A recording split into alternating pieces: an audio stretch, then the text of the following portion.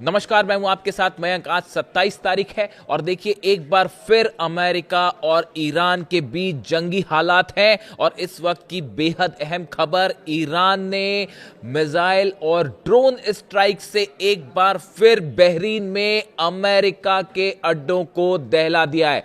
देखिए ये सुबह ईरान की तरफ से, ईरान की सेना की तरफ से इस तरह की जानकारी सामने आई थी कि अमेरिका के बेसिस को नुकसान पहुंचाया गया है। उसके बाद सबको इस बात का इंतजार था, सब ये देखना चाह रहे थे कि अमेरिका के वो कौन से बेस हैं, अरब देशों में वो कौन सा देश है जिस पर हमला किया ईरान ने। और अब वो जानकारी सामने आ गई है। बहरीन में ड्रोन स्ट्राइक्स की खबरें हैं, मिसाइल स्ट्राइक्स की खबरें हैं और ये निशाना एक बार फिर अमेरिका के बेसिस को बनाया गया है। देखिए बहरीन में 5th फ्लीट का ऑफिस है, हेडक्वार्टर है, जिसको कम से कम 10 बार अब तक ईरान निशाना बना चुका है। अगर हम ये सेकेंड जो जंग हुई अभी 40 दिन की पिछली सीज फायर के पहले अगर इसकी बात करें, 10 बार बहरीन के नेवल हेडक्वार्टर को, 5th फ्लीट के ऑफिस को निशाना बनाया गया है। और आज एक बार फिर ईरान ने अपने ड्रोन से शाहिद 136 ड्रोन और खैबर मिसाइल का भी इस्तेमाल किया गया है। और एक बार फिर बहरीन में अमेरिका का बेस धू धू कर जल रहा है, उसकी तस्वीरें भी बाहर आनी शुरू हो गई है और काला धुआं उठता हुआ दिखाई दे रहा है। देखिए अमेरिका ने ईरान के सिरिक आइलैंड पर हमला किया। ये जो हमले हुए ये मिसाइल सेंटर्स पर हुए, जहां पर मिसाइल लॉन्चर्स होते हैं उस पर हमले किए गए, ड्रोन्स जहां से लॉन्च किए जाते हैं उस पर हमले किए गए और रडार फैसिलिटी को निशाना बनाया गया सिरिक आइलैंड। इसके फौरन बाद ईरान की तरफ से कदम उठाया गया।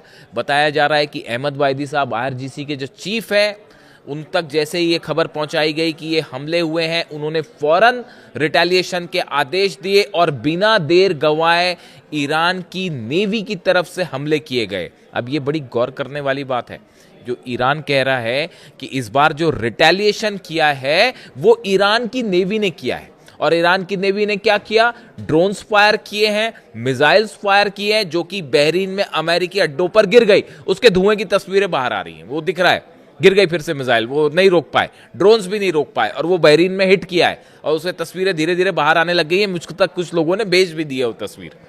कंफर्मेशन आएगा, दिखाएंगे आपको वो तस्वीर। अब हकीकत ये है कि एक बार फिर देखिए बहरीन में 5th फ्लीट का ऑफिस है, अमेरिका का सबसे बड़ा नेवल बेस बहरीन में, उसको बार बार हिट किया जा रहा है। बड़ी साधारण सी बात है, वहाँ पर पेट्रियट भी लगा होगा, थार्ड भी लगा होगा। बहरीन ने भी अपने कुछ डिफेंस सिस्टम जो कि अमेरिका से खरीदे हैं वो वहाँ लगाए होंगे। उन सबको एक बार फिर फेल करते हुए ईरान के मिसाइल भी गिर गई है और ड्रोन भी गिर गए। अब गौर करने वाली बात है, ये हमला किसने किया है? बताया जा रहा है ईरान की नेवी ने किया है।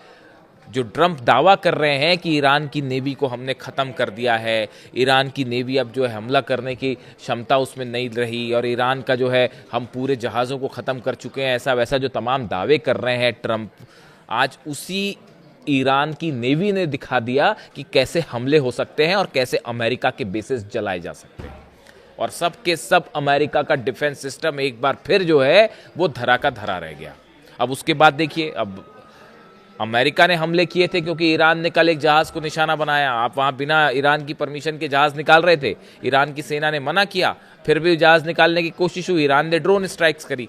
बदले में अमेरिका के फाइटर जेट्स ने हमले किए। अमेरिका के F-35 फाइटर जेट्स ने जो सिरिक आइलैंड पर हमले हुए, इसमें मिसाइल्स फायर की गई हैं। F-35 जेट्स का इस्तेमाल किया गया जो कि टेक ऑफ किए कई जगह से और हमला किया गया। उसका जो रिटेलिएशन था वो चंद मिनटों बाद ईरान ने दाग दिया है। अब देखिए हुआ क्या कि अमेरिका ने जो हमले किए, आप अमेरिका के जितने अखबार देखेंगे, न्यूज़पेपर्स देखेंगे, उसमें इस तरह की बातें आ रही है कि अमेरिका अभी और बड़ा हमला करेगा। ये चूंकि ड्रोन स्ट्राइक थी तो ये हमला थोड़ा सा अमेरिका ने हल्का हमला किया। हकीकत ये है वो ईरान ने ज़्यादा बड़ा हमला कर दिया। अमेरिका ने तो अपनी तरफ से जो स्ट्राइक करी थी वो करी थी, लेकिन अमेरिका को एक बार फिर जो है गलत साबित करते हुए ईरान ने जल्द ही हमला कर दिया और बड़ी स्ट्राइक कर दी। और फिर सटीकता के साथ एक बार फिर अमेरिकन सोल्जर्स को जो है वो निशाना बनाया गया। उसमें कैजुअलिटी है, घायल है, वो अभी बाद में पता चलेगा, वो हमेशा बाद में ही पता चलता है। अभी खबरें तो ये भी चल रही हैं कि कैजुअलिटीज छुपाई जा रही है। अमेरिका में जितने सैनिक घायल हुए, कितना ज्यादा घायल हुए, कितने लोग मरे, इनको सबको छुपाने की एक बड़ी कोशिश चल रही है ताकि आने वाले चुनाव में डोनाल्ड ट्रंप ना हार जाएं। इसलिए अब हकीकत ये है, हिट कर दिया गया है। यूएई में लगातार जो है वो अलर्ट है, सऊदी खौफ में है, कुवैत खौफ में है कि कब कहाँ हमले हो जाएं। और हकीकत यह है आज की रात जो है वो बेहद भारी पड़ने वाली है। पूरे मिडिल ईस्ट में एक बार फिर डोनाल्ड ट्रंप की तरफ से बयान आया है कि आगे आगे देखिए क्या होता है, हम ईरान को नहीं छोड़ेंगे। इस तरह का बात जो है वो डोनाल्ड ट्रंप की तरफ से धमकियां फिर से आने लगी हैं। जेडी वेंस ने कहा है कि ईरान पछताएगा। अब देखिए ये डोनाल्ड ट्रंप क्या कह रहे हैं वो कहते रहे, उससे फर्क नहीं पड़ता।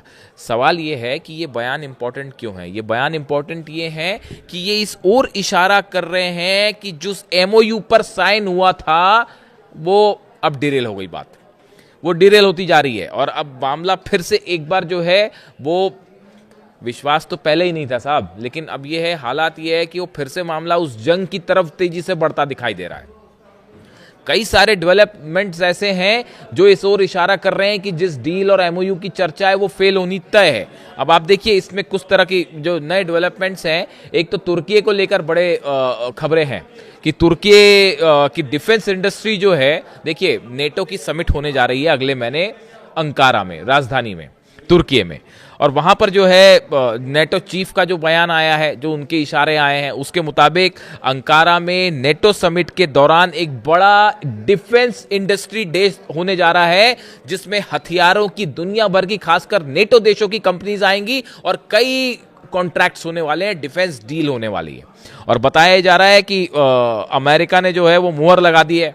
डोनाल्ड ट्रंप ने तुर्की को 6,600 करोड़ के जेट इंजन्स देने के लिए जो है वो स्वीकृति दे दी है, उस पर मुहर लगा दी है।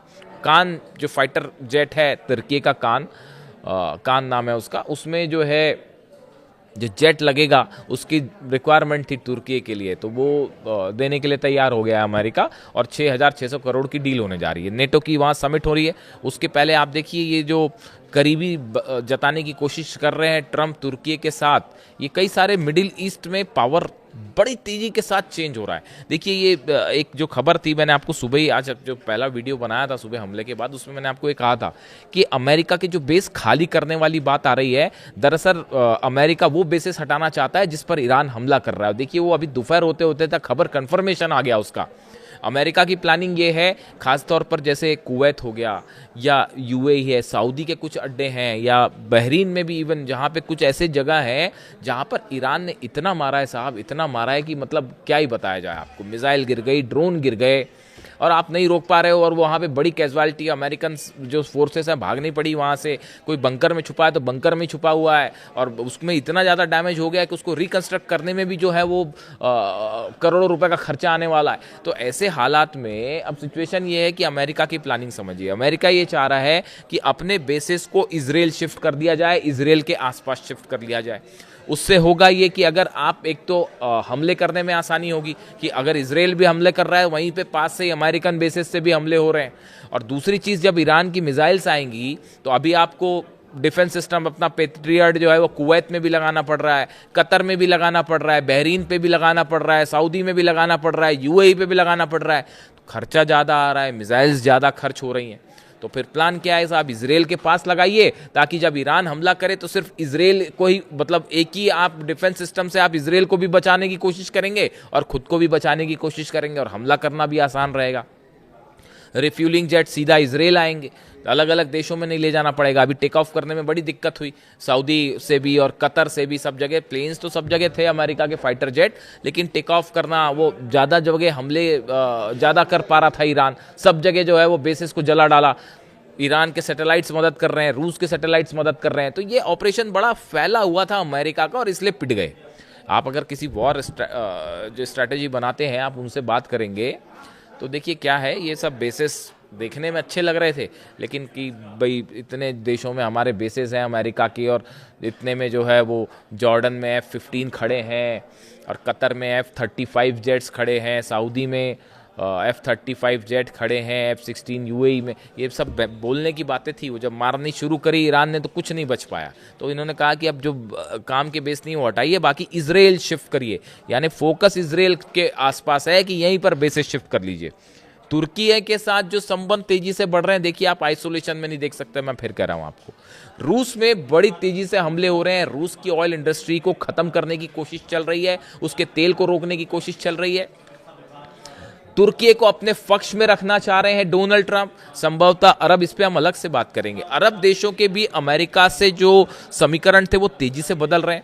अब तुर्की जो है वो एक नया पावर सेंटर के रूप में उसको आगे बढ़ाना चाह रहे हैं ट्रंप। क्या उसमें उसके पीछे उनकी मंशा क्या है, ये कई इस पर अलग अलग राय है, इस पे हम एक अलग प्रॉपर वीडियो करेंगे। लेकिन देखिए अभी हालात ये है कि जितने अरब देश हैं सब के सब खौफ में है कि कहीं आज रात को जो है ईरान की तरफ से फिर बड़ा हमला तो होने नहीं जा रहा। और ये जो बयान आए हैं खास तौर पर डोनाल्ड ट्रंप के और जेडी वेंस के कि आगे आगे देखिए क्या होता है और ईरान को बख्शा नहीं जाएगा, क्या एक बार फिर बड़ी स्ट्राइक आज रात को देखने को मिल सकती है। कई तमाम डिफेंस एक्सपर्ट इस तरह की राय जाहिर कर रहे हैं कि एक बार फिर ईरान पर बड़ा हमला हो सकता है, स्ट्राइक्स हो सकती हैं और इस बार हमला तेहरान पर भी हो सकता है। यानी देखिए अभी तो इस सिरिक आइलैंड्स के आसपास की बात थी, लेकिन अब हमला टेरिटरी पर भी हो सकता है। इसके लिए ईरान की सेना पूरी तरह से तैयार है। ईरान के सारे कमांडर्स को सुप्रीम लीडर की तरफ से आदेश आ चुके हैं कि जो भी जैसा भी हमला होता है उसका फौरन जवाब दिया जाए और करारा जवाब दिया जाए। आईआरजीसी के तमाम कमांडर्स यही बयान दे रहे हैं कि अब की बार अगर हमला किया तो जंग वैसी नहीं होगी, हमले वैसे नहीं होंगे जैसे पिछली बार हुए, उससे कहीं ज्यादा बड़े हमले करेगा ईरान। इस तरह की बातें सामने आ रही हैं। जब से सीज फायर हुआ है उस सीज फायर के अगले दिन से ईरान में ड्रोन चाहे बनाना हो, चाहे मिसाइल्स हो, चाहे डिफेंस सिस्टम हो, हर दिशा में ईरान तेजी के साथ इस बात के लिए तैयार हो रहा है कि जंग हो सकती है। ऐसे ही इंडिकेशन तमाम इंटरनेशनल जो एजेंसीज हैं, चाहे वो केजीबी हो रूस की, चाहे चाइना की हो, तमाम एजेंसीज इस ओर इशारा कर रही हैं कि ईरान को एक बार फिर नए सिरे से घेरने की कोशिश चल रही है।